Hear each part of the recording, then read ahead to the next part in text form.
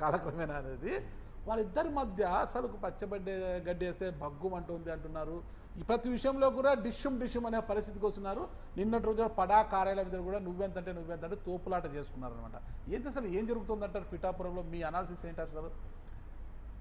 చాలాసార్లు ఏమనిపిస్తుంది అంటే కొంతమందికి పార్టీ కంటే నేనే బలవంతుణ్ణి, నా వల్లే పార్టీ గెలిచిందని కొంతమంది భ్రమలో పోతారు. అలాంటి భ్రమలు ఉన్న వాళ్ళు ఏంటంటే దేన్ని కూడా లెక్క చేయరు. పార్టీ అధిష్టానం చెప్పినా లెక్క చేయరు, సిట్టింగ్ మంత్రిగా ఉన్న పవన్ కళ్యాణ్ చెప్పినా వినరు, ఎవరు చెప్పినా వినరు. ఈ మొత్తానికి పునాది ఆయన 2014లో రెబల్గా గెలవటంతో అసలు పిఠాపురం అంటే నాది, పిఠాపురం నా సొంత ఏమంటారు నా సొత్తు అన్నలాగా ఆయన ఆలోచించుకుంటూ ఉంటారు. ఎవరు?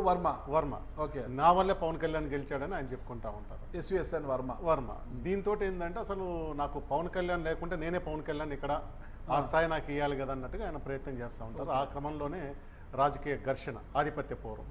పిఠాపురంలో పెద్దగా అసలు పారిశ్రామిక అభివృద్ధి లేదు, నీటి వసతి తక్కువ. మీకు పక్కనుండే ఉప్పాడ, కొత్తపల్లి లాంటి మత్స్యకార గ్రామాలకి ఈరోజు కూడా తాగునీటి సమస్యలు ఉన్నాయి. పిఠాపురం టౌన్లో ఆర్ఓబి రైలు ఓవర్ బ్రిడ్జ్ ఒకటి ఉంది, అది మనం తీర ప్రాంతానికి కలిపేది, ఉప్పాడ వైపు కొత్తపల్లి వైపు కలిపేది ఉంది. ఇలాంటి వాటి మీద ఘర్షణ లేదు. అక్కడ మా బొమ్మ ఉందా లేదా, మా బాబు గారి బొమ్మ ఉందా లేదా, ఈ ఘర్షణ తప్పితే వేరే ఘర్షణ లేదు. ప్రోటోకాల్ సమస్య, వర్మకి ఏదో ఒక ప్రోటోకాల్ ఇచ్చారు, దీన్ని వదిలిపెట్టి ప్రతి ఫ్లెక్స్ మీద మా బొమ్మ ఉందా లేదా. ఒక రకంగా ఏంటంటే టీడీపీ అధిష్టానానికి ఒక తలనొప్పిలాగా తయారైంది.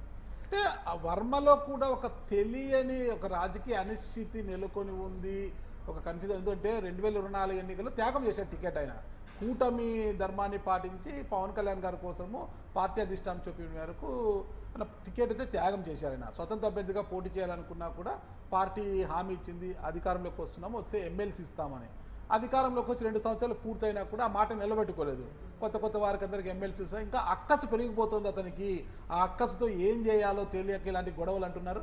అది బిజినెస్ మ్యాన్లో మహేష్ బాబు చెప్తారు కదా, నన్ను కన్ఫ్యూజ్ చేయకండి, కన్ఫ్యూజన్ ఎక్కువ చేస్తాను. ఇక్కడ అలాంటి కన్ఫ్యూజన్లో వచ్చి ఇప్పుడు కూటమి పవన్ కళ్యాణ్ అయినా, చంద్రబాబు నాయుడు అయినా, లోకేష్ అయినా ప్రతి సందర్భంలో మేము కలిసి ఉన్నామని చెప్పుకోవడానికి వాళ్ళు తాపత్రయపడుతున్నారు, చెప్తున్నారు ప్రతి డయాస్ మీద కూడా. చెప్తారు మీరు బయటికి పోయినా కానీ. ఇప్పుడు లోకేష్ ఉన్నాడు, నాకు పవన్ కళ్యాణ్ అనే ఫోటో చేశాడు, అది కాదు అలా చెప్పి రా అన్నాడు అన్నట్టుగా, అంటే ఫ్లోలో అభిమంత్ అన్నాడుగా చెప్తాడు. అంత క్లోజ్నెస్ ఉంది మా మధ్యని చెప్పుకుంటారు. చంద్రబాబు గారు ఎక్కడ పోయినా కానీ ఉప ముఖ్యమంత్రి పవన్ కళ్యాణ్ అని చెప్తారు. ప్రతి గవర్నమెంట్ ఆఫీసులో కూడా డిప్యూటీ సీఎం ఇంతవరకు ఎప్పుడు లేని ఫోటోతో పాటు పెట్టించారు. వాళ్ళు ఎక్కడ గ్యాప్ రాకూడదు, మనం కలిసి ఉండాలంటారు. పవన్ కళ్యాణ్ 15 ఏళ్ళు మేము కలిసి ఉంటామని ఆయన చెప్తారు. కానీ వర్మ అనే ఒక ఆయన ప్రతిసారి జనసేన మీద పవన్ కళ్యాణ్ మీద పోతూ ఉంటే వాళ్ళు బయట ఎంతైతే ఒక ఏమంటారు ఒక ప్రయత్నం చేసుకుంటున్నారో, కూటమిలో విభేదాలు లేవు, విభేదాలు రావు, 15 ఏళ్ళు మేము కలిసి ఉంటామని చెప్పుకుంటున్నారో దాన్ని ఈయన బీటలు కొడుతున్నాడు. ఈయన ఎవరికి నష్టం చేస్తున్నాడు?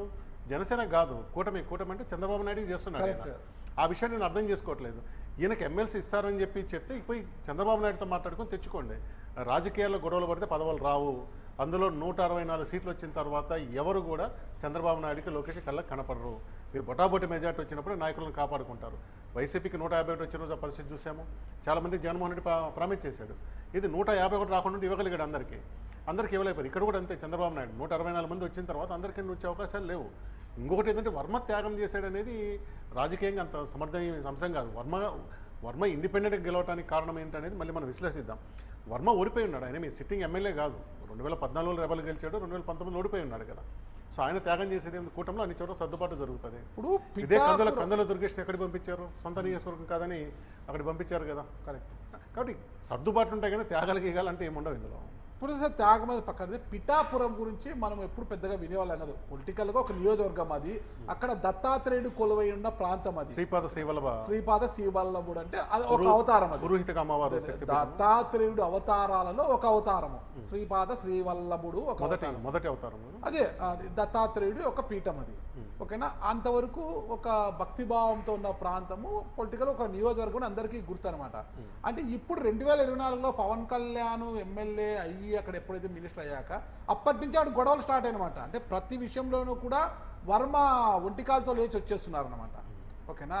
ఇది అన్యాయం. ఇది ఇప్పుడు మొన్న జరిగిన పడా కార్యాలయంలో జరిగిన ప్రభుత్వ కార్యక్రమంలో చంద్రబాబు ఫోటో లేదని అంత గొడవ చేయడానికంటే చంద్రబాబు గుడ్ లుక్స్లో ఆయన ఉండాలనుకుంటున్నారా, లేకపోతే అసలు ఎందుకు అంత? చంద్రబాబు నాయుడు ఏమైనా నా ఫోటోలు పెట్టమని అందరినీ చోట్ల అడిగాడా? వేరే చోట్ల వేరే 20 మంది ఎమ్మెల్యేలు ఉన్నారు, అక్కడ ఈ గొడవలు జరుగుతున్నాయి. కేవలం ఇక్కడ మాత్రం ఎందుకు జరుగుతున్నాయి? ప్లస్ పడా కార్యక్రమంలో ఏం జరిగిందో కూడా ఆ రోజు తర్వాత ఈవెన్ ప్రధానమైన ఛానల్లో కూడా లోపల ఏదైతే వేదిక ఉందో, ఎక్కడైతే చెక్కుల పంపిణీ జరుగుతుందో దీని వెనక చంద్రబాబు నాయుడు ఫోటో పెద్దది ఉంది, పవన్ కళ్యాణ్ ఫోటో పెద్దది ఉంది. ఫోటో లేనిది ఎక్కడ deputy CM Pithapuram MLA Pawan Kalyan గారి స్వాగతం అంటూ ఆఫీస్ ముందు పెట్టిన దాని మీద లేదు. మీ పేరుతో స్వాగతం పెట్టినప్పుడు అందరి ఫోటోలు ఎందుకు ఉంటాయి దాని మీద? మీ పేరుతో ఉంటుంది కదా, వేదిక మీద పెట్టారు కదా అని జనసేన వాళ్ళ ఆర్గ్యుమెంట్. అది వింటాను కూడా సహజంగా అనిపిస్తుంది. మీకు ఎవరి పేరుతో ఆహ్వానం చెప్పి వాళ్ళ ఫోటో ఉంటుంది, కానీ ప్రతిదీ ఉండాల్సిన అవసరం లేదు, ఉండదు కూడా కదా. ఫోటో కోసం అంత గొడవ ఎందుకు అంటూ చంద్రబాబు నాయుడు గారిని నిన్నటి రోజు మందలించారు కదా. ఇప్పటికైనా రియాక్ట్ అయ్యారన్న చంద్రబాబు నాయుడు. నువ్వు అనవసరం మన తలనొప్పులు తెచ్చి పెడుతున్నావు, నా ఫోటో గురించి నాకు బాధ లేదు, నువ్వెందుకు బాధపడుతున్నావా, నీ మీలో 174 చోట్ల ఉంటుంది కావాలంటే అని చెప్పి చెప్తున్నారు. ఇది ఒక రకంగా దుందుడుకు. ఆయన గ్రిప్పు పోకూడదు, లేక ఆయన వర్గము నిలబెట్టుకోవాలి. ఇప్పుడు ఆయనతో మీకు వర్మది చూస్తే, ఇప్పుడు వర్మ పక్కన ఎవరున్నారు గతంలో ఉన్న వాళ్ళంటే, నాకు తెలిసి కాపు సామాజిక వర్గం నుంచి ఒకే ఒక ఆయన ఉంటాడు, కొండేపూడి ప్రకాష్ అని.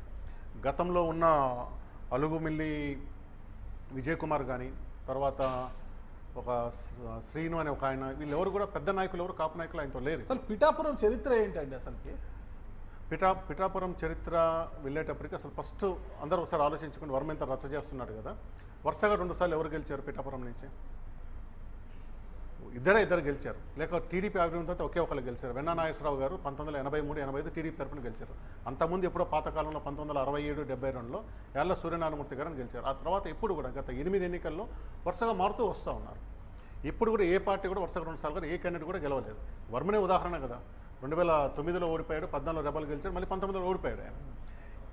ఎవరికి కూడా ఇది కంచుకోట కాదు. పిఠాపురం అనేది ఎవరికి కంచుకోట కాదు. పిఠాపురం జమీందారు నుంచి మనం చూసుకుంటూ ఉన్నప్పుడు ఇక్కడ కంచుకోట కాదు.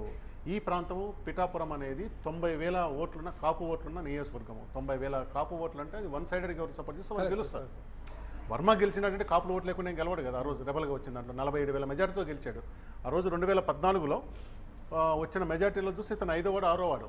అప్పుడు జగన్మోహన్ రెడ్డి నెంబర్ 1 ఉండే, ఆ తర్వాత మన కోడుమూరు నుంచి మణిగాంధీ ఉండే, చంద్రబాబు నాయుడు ఉండే, ఆ తర్వాత వెలగపూడి రామకృష్ణ, ఆ తర్వాత నాకు తెలిసి ఈయన 5వ ఆడు ఉంటాడు. అంత మెజార్టీ వచ్చిందంటే కేవలం 90,000 మంది ఉన్న కాపులు వేయకుండా ఆయనకు వచ్చిందా, లేక మిగిలిన వాళ్ళు సపోర్ట్ చేయకుండా వస్తుందా? అప్పుడు టీడీపీ క్యాండిడేట్ పోతుల విషయంకి ఎన్ని వచ్చింది? ఆయన కాపు నాయకుడు అయినా ఆయనకి ఎంత వచ్చింది? 16,000-17,000 ఓట్లు వచ్చింది. ఆయన పెద్ద పోతుల విద్యా సంస్థలకి పెద్ద ఇన్స్టిట్యూషన్ కూడా కదా. సో ఏకపక్షంగా చేశారు కాబట్టి నీకు వచ్చింది. సొంత బలంతో కాదు, టీడీపీ క్యాండిడేట్ డిపాజిట్ తగ్గకుండా అందరు నీ వైపు నిలబడ్డారు కాబట్టి వచ్చిందనమాట. 90,000 నియోజకవర్గం 90,000 కాపు ఓట్లు ఉన్నప్పుడు వాళ్ళ నాయకుడిని ఏమనుకుంటారు, ఎక్కువ గౌరవించుకోవాలనుకుంటారు, లేక ఓన్ చేసుకుంటారు అతన్ని. పవన్ కళ్యాణ్ కూడా పిఠాపురం ఎందుకు పోయాడంటే తన సామాజిక వర్గం ఓట్లు ఉన్నాయి. దానికి అదనంగా మత్స్యకార తీరం ఉంది. జనసేన పార్టీకి మత్స్యకారులు విపరీతమైన కాపుల తర్వాత ఎక్కువ సపోర్ట్ వచ్చింది మత్స్యకారుల నుంచే. కాపుల తర్వాత మనకు యాదవ ఎక్కువ గౌరవించుకోవాలనుకుంటారు, లేక ఓన్ చేసుకుంటారు అతన్ని. పవన్ కళ్యాణ్ కూడా పిఠాపురం ఎందుకు పోయాడంటే తన సామాజిక వర్గం ఓట్లు ఉన్నాయి. దానికి అదనంగా మత్స్యకార తీరం ఉంది. జనసేన పార్టీకి మత్స్యకారులు విపరీతమైన కాపుల తర్వాత ఎక్కువ సపోర్ట్ వచ్చింది మత్స్యకారుల నుంచే. కాపుల తర్వాత మనకు యాదవ, తర్వాత పద్మశాలి, మత్స్యకార, ఈ 3 కలిసి దాదాపు 60,000 ఓట్లు ఉన్నాయి. ఈ 2 సామాజిక వర్గం చూసినప్పుడు 150,000 ఓట్లు ఉన్నాయి కాబట్టి కంఫర్టబుల్ జోన్ అనుకుని వెళ్ళారనమాట. సో నేను మొదటి చెప్పినట్టుగా 2 సార్లు గెలిచింది మనకు వెన్నా నాగేశ్వరరావు గారు గెలిచి మారుతూ వస్తూ ఉన్నారు. పిఠాపురంలో ఒక సంస్కృతి ఉందండి. చాలామందికి అంటే వర్మకు కూడా తెలుసోలేదు, ఇది సానుభూతి వల్ల గెలుస్తూ ఉంటారు. ఈయన ఒకటే ఇండిపెండెంట్ గెలు, ఎందుకన్నా ముందు 2 ఇండిపెండెంట్లు గెలిచారు, రెబల్గా గెలిచారు. 1994లో సంగిశెట్టి వీరభద్రరావు గారు ఉండేవారు. ఆయన అంతకుముందు ఎన్నికల్లో 94 ఎన్నికల్లో ఓడిపోయినారు కాంగ్రెస్ తరఫున. 99కి వచ్చేసరికి ఆయనకు టికెట్ ఇవ్వకుండా ఆ రోజు సిట్టింగ్ మున్సిపల్ చైర్మన్గా ఉన్న దేవరాపల్లి రాజేశ్వరిదేవి అని వెలమ కమ్యూనిటీ ఆమెకి టికెట్ ఇచ్చారు. ఈయన రెబల్గా వేస్తే ఈయన గెలిచాడు. అంటే మొదటి రెబల్ గెలిచింది సంగిశెట్టి వీరభద్రరావు గారు గెలిచారు, ఈయన కాదు. మళ్ళీ 2004కు వచ్చేటప్పటికి ఎక్కడైతే పెడెం దొరబాబు అనే ఆయన ఓడిపోయినాడు అక్కడ బీజేపీ తరఫున, 99లో బీజేపీ తరఫున ఓడిపోయినాడు ఆయన. ఈయన మళ్ళీ 2004లో బీజేపీ తరఫున వేస్తే 2004 రాజశేఖర రెడ్డి హవా, టీడీపీ హవా ఎంత ఉందో మీకు తెలుసు. కరెక్ట్, ఆయన గెలిచాడు. మొత్తం 19 నియోజకవర్గాలు ఉన్న తూర్పుగోదావరిలో 2 టీడీపీ బీజేపీ కొడుకు గెలిచింది. ఒకటి తుని నుంచి యనమల రామకృష్ణుడు గెలిస్తే, రెండోది పిఠాపురం నుంచి బీజేపీ తరఫున దొరబాబు గెలిచాడు. అవును, పెడ్డం దొరబాబు గెలిచాడు. ఎందుకు? కేవలం సానుభూతి. 99లో ఓడిపోయిన సానుభూతి వల్ల ఆయన కలిసి వచ్చింది. అది వీళ్ళిద్దరు సానుభూతితో గెలిచారు. ఆ తర్వాత వర్మ ఎందుకంటే ఆయన 2009లో కేవలం 1037 ఓట్లతో ఓడిపోయినాడు. ప్రజారాజ్యము వచ్చిన ఎన్నికది 2009. అంతవరకు టీడీపీలో జెడ్పీ చైర్మన్గా రాజ్యసభ సభ్యురాలుగా ఉన్న వంగ గీత గారు వచ్చారు. తర్వాత ఈయన ఇది మన వర్మ ఆల్రెడీ రాజకీయాల్లో ఉన్నాడు, ఆయన ఉన్నాడు. తర్వాత ముద్దగడ పద్మనాభం గారు మొదటిసారి అంటే చాలా కాలం తర్వాత 94 తర్వాత తిరిగి కాంగ్రెస్లో చేరి కాంగ్రెస్ క్యాండిడేట్గా పోటీ చేశారు. అంటే ఇద్దరు బలమైన కాపు సామాజిక వర్గాలు పోటీ చేస్తే అక్కడికి ప్రజారాజ్యం ఒక 1000 ఓట్లతో దొంగ గీత గెలిచారనమాట. ఈయన 1000 ఓట్లతో ఓడిపోయినారని సానుభూతి ఉంది. ప్లస్ ఈయన కంటిన్యూ చేస్తూ వచ్చారు, ఏమంటారు 2009 ఎన్నికల వరకు చేస్తూ వచ్చారు. 2009 కంటిన్యూ చేస్తూ వచ్చారు. 2009 నుంచి 14 మధ్యలో ఈయన ఫైటర్ చేస్తూ వచ్చారు. 14లో కూడా ఈయనకి టికెట్ వచ్చింది.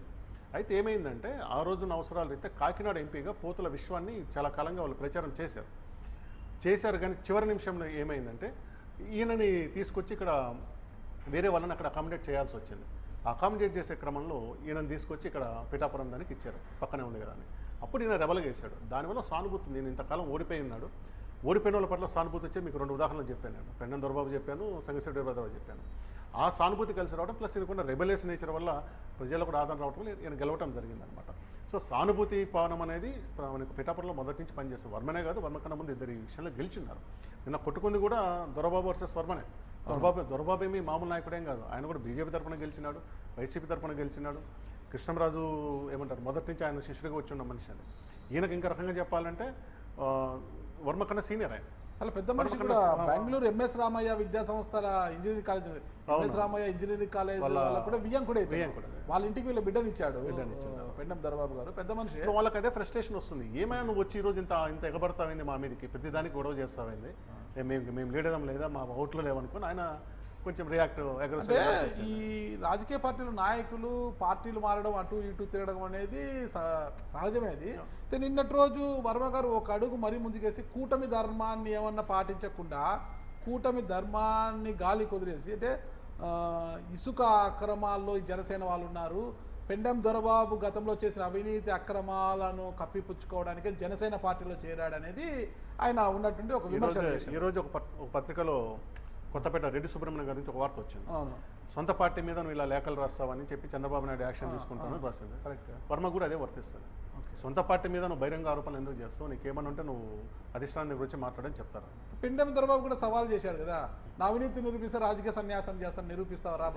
ఈ రాజకీయ వాదోపవాదనలు ప్రతి సవాలు ఎవరైనా నిరూపించగలుగుతారా? మీరు చూసినారు, దాదాపు 35 ఏళ్ళ నుంచి చూస్తున్నారు కదా, ఎవరైనా నిరూపించుకుంటారా? కేవలం వాదించుకోవడం తప్పితే ఏమవుతుంది అక్కడ? ఇది మామూలుగా కాణిపాకం వెళ్తాం, ప్రమాణం చేస్తాం, అక్కడికి వెళ్తే ప్రమాణం చేస్తాము, నిరూపిస్తే రాజకీయ స్థానం ఎవరు సన్యాసం తీసుకునేది లేదు, అయ్యేది లేదు, అంతే. అప్పటి వరకే అప్పుడు అన్నీ కూడా. మరి ఇది ఇప్పుడు కూటమిలో మరి ఎలా ఉంటుంది భవిష్యత్తులో? 2 ఏళ్ళు పూర్తయినప్పటికీ కూడా 2024లో అధికారంలోకి వచ్చి కూటమి అధికారంలోకి వచ్చినప్పటికీ కూడా అప్పటి నుంచి ఇప్పటి వరకు ప్రతి సందర్భంలోనూ కూటమిలో, అంటే రాష్ట్రంలో ఎక్కడ ఇంతలా జరగదనమాట, ఒక్క కూటమిలోనే జరుగుతుంటే ఇప్పుడు పవన్ కళ్యాణ్ వర్మ తన వ్యక్తిగత రాజకీయం కోసం ఇలా చేస్తున్నాడు అనేది టీడీపీ శ్రేణుల్లో ఉంది. జనసేన వాళ్ళు బహిరంగంగా మాట్లాడతారు, ఎక్కడ లేని నువ్వు ఇక్కడ చేస్తున్నారు అనేది బహిరంగంగానే వస్తూ ఉంది. మరి ఎందుకు టీడీపీ చర్యలు తీసుకోవడం లేదు వర్మ మీద? ఖచ్చితంగా ఈ రోజు రెడ్డి సుబ్రహ్మణ్యం మీద వచ్చినట్టు ఈయన మీద రేపు ఎల్లుండి రావచ్చు. ఆల్రెడీ కొన్ని పత్రికలు రాశాయి కదా, వర్మకి వార్నింగ్ ఇచ్చారని రాశాయి. రెడ్డి సుబ్రహ్మణ్యము లేఖ రాశాడు. ఇంకొక విషయం కూడా ఇక్కడ ఉంది, ఈయనకి ఎమ్మెల్సీ రాలేదు, పదవి రాలేదు అన్నారు. కాకినాడలో 3 ఎకరాలలో హోటల్ కట్టుకోవడానికి ఇలా కొడుకు పేరుతో గిరీష్ వర్మ పేరుతో ఇచ్చారు కదా. ఎవరు ఇచ్చారు? ప్రభుత్వం ఇచ్చింది, ల్యాండ్ ఇచ్చింది కదా. ఇది ఈ నెలలోనే జరిగింది. ఇది దాన్ని కూడా జనసేనలో క్వశ్చన్ చేస్తున్నావు, నీకు ఏం ఎలిజిబిలిటీ ఉందని చెప్పి నువ్వు ల్యాండ్ తెచ్చుకోగలిగావు? కేవలం ప్రభుత్వంలో టీడీపీ అధికార పార్టీలో ఉండే నువ్వు తెచ్చుకోగలిగావు కదా అనేది ఉంటుంది. నువ్వు అవినీతి అంటే మరి నువ్వు చేసే నీతి ఏంది, నువ్వు ఎట్లా తెచ్చుకున్నావు, ప్రభుత్వ భూమి పర్మిషన్ ఎట్లా తెచ్చుకున్నావు అనేది వస్తుంది. ఈ ఇద్దరు కాంప్రమైజ్ అయిపోయి అంటారు. అక్కడ కాంప్రమైజ్ అయ్యే ధోరణి కనిపించడం లేదు కదా, అహంతో వెళ్తుంటాడు వర్మ అనేది అక్కడ వాళ్ళు అంటుంటారు అనమాట. జరిగినంత కాలం అహం, జరిగినప్పుడు ఎవరైనా కాంప్రమైజ్ కావాలి. వర్మ ఈ రోజు పార్టీ మారే పరిస్థితి లేదు, ఏ పార్టీకి పోలేడు. ఎందుకు వెళ్ళలేదు అంటారు? అధికారం ఇంకా 3 ఏళ్ళు ఉంది. స్వతంత్ర అభ్యర్థిగా గెలిచిన వర్మకు ఏ స్థానం ఉండదంటారా పార్టీలో? స్వతంత్ర అభ్యర్థి ఆయన గెలవలేదని మీకు నేను చెప్పింది అదే. కేవలం పిఠాపురంలో ఇట్లా ఆదరించేది ఉంది. ఈయన 3 ఆయన వెనక ముందు 2 గెలిచారు. టీడీపీ పార్టీకి గనక డిపాజిట్లు వచ్చింటే ఆయన చెప్పొచ్చు, నాకు వచ్చింది టీడీపీ పార్టీకి 17,000 వచ్చింది, డిపాజిట్ రాలే. ఏకపక్షంగా ఆయన తరపున చేసినారు కాబట్టి ఆయన గెలవగలిగినాడు. ఎన్నికల ముందు పోతే ఏ పార్టీని టికెట్ ఇవ్వచ్చేమో చెప్పలేము అదే, కానీ అది కాపుల బలంగా ఉన్న నియోజకవర్గము. తర్వాత ఏమంటారు, యాదవ్లో ఉన్నారు. పద్మశాలిలో సేనాపతులని ఒక ప్రత్యేకమైన ఏమంటారు, ఒక పద్మశాలి తెగ క్యాస్ట్ అక్కడ ఉంటుంది. సేనాపతులు అక్కడ ఆ పిఠాపురం చుట్టుపక్కల మాత్రమే ఉంటుంది. ఇన్ని కులాలు కాదని అసలు ఇన్ని ఓట్లు లేని వర్మకి టీడీపీ ఇవ్వడమే గొప్ప విషయం కదా. ఇన్ని ఉన్నాయి అక్కడ, క్షత్రియ ఓట్లు ఉన్నాయి, 1000-2000 ఉంటాయి అక్కడ. అంత తక్కువ ఓటు బ్యాంకుని ఇచ్చినారంటే మరి పార్టీ పట్ల కృతజ్ఞత లేకుండా ఇట్లా రెచ్చిపోతే ఏమవుతుంది? వీళ్ళిద్దరు కుమ్మలాట పవన్ కళ్యాణ్కు చంద్రబాబుకి ఎలా ఉన్నా ఆ దత్తాత్రేయుడు మాత్రం తల బొప్పి కడుతుంటుందంట.